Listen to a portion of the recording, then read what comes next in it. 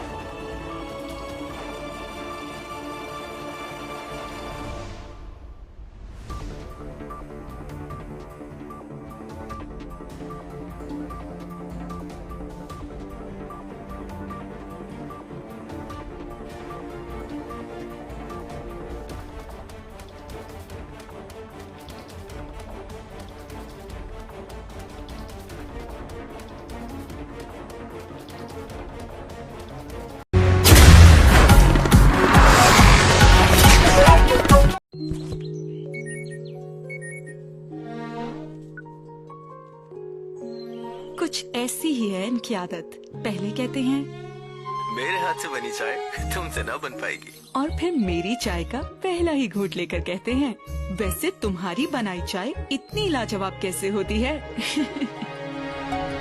मैं कहूँ अच्छी चाय वही लाजवाब बनाए जो चाय को समझे। प्यार की धीमी आंच पर पानी का उबलना, चाहतों की ताजगी से भरपूर कमांडर लाजवाब पत्ती मिलाना।